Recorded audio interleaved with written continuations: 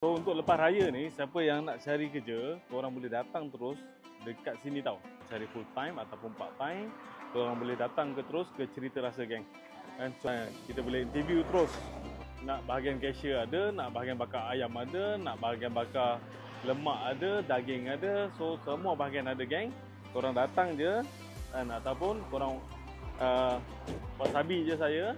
InsyaAllah nanti saya akan jumpa korang dan ada rezeki kita sekali, geng.